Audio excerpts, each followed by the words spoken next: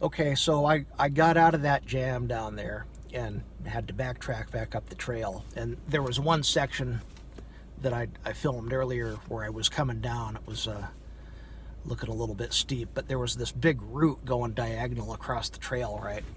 And so every time my tires would hit it, they would just slide down the root and then it would come to a stop.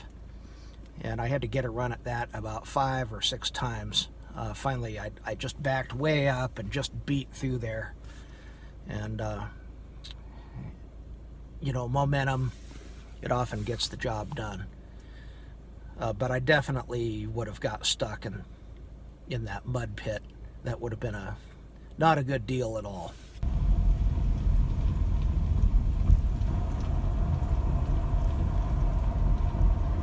This is a pretty cool bridge.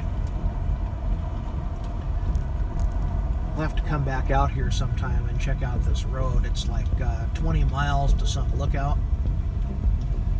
And I'm not sure if I want to go that far because I'm going to try to make it to Agnes. But there is this myrtle tree trail.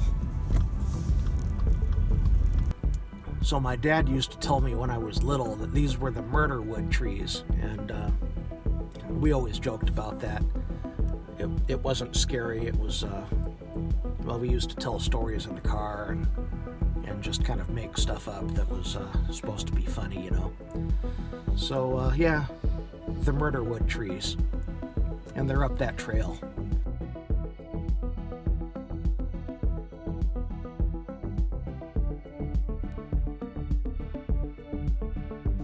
I would characterize Agnes as a small hamlet way out in the middle of the Coast Range of Central Oregon.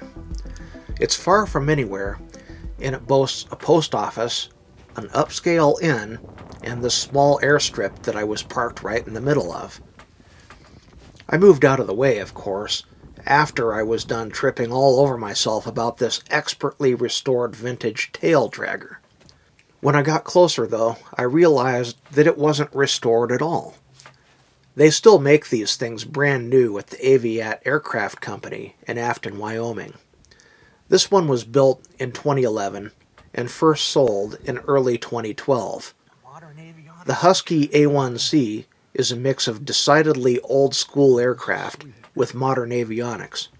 It has a dope and fabric skin stretched over a Sitka spruce frame for the wings, control surfaces, and empennage, with aluminum skin on the front of the airplane. Anyway, this is something that you don't see every day. This plane is worthy of its own video, so I'm not going to talk too much about it here, other than to say this thing can take off in 289 feet.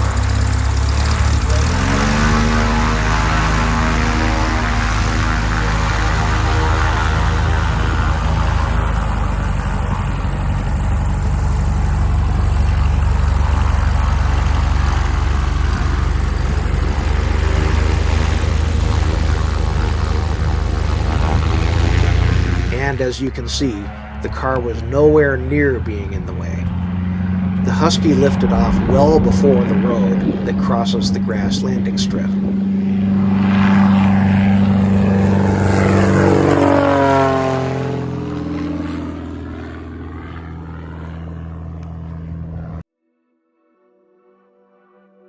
I had it in mind to try to reach I-5 on some back roads that go to Merlin, but the road was still snowed in. This sign let it be clear, in no uncertain terms, that the road was blocked by snow drifts further up the mountain, not just snowed in. So my choice was to either go back to Gold Beach or head north to Powers on a gravel road and get on Highway 42.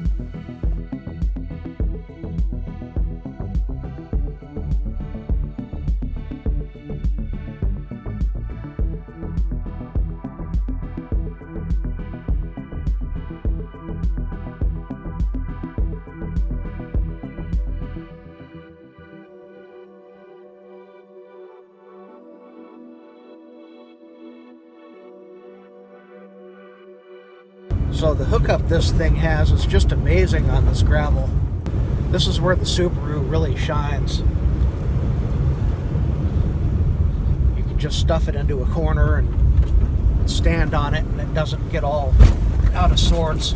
It just hooks up and leaves. This is the road from Agnes to Powers. And as far as I can tell, the whole road seems to be like this. Just, pretty well maintained gravel road, but it's really twisty. No sooner did I just mention that it was all gravel, and about a half mile later, the gravel ended and it turned into pavement. And it's not the best paved piece, but it is pavement. Same kind of twisty though. And there's some, right now there's debris all over the road that I'm dodging. But, this is okay. A little bit easier on the car.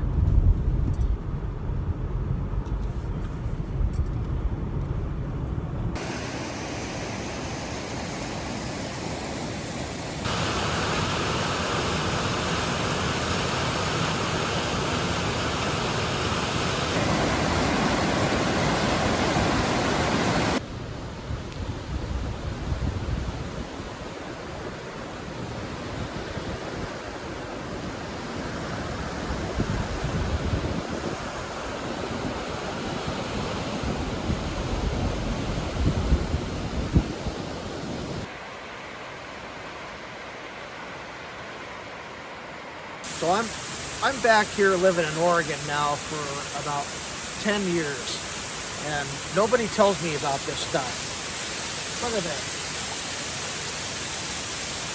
And I've been by here. We used to go over to Coos Bay all the time, and this is just 10 miles off the beaten track on this road that goes to Agnes to Powers. This is just amazing stuff. I totally would like to figure out a way to get up there somehow and check that out.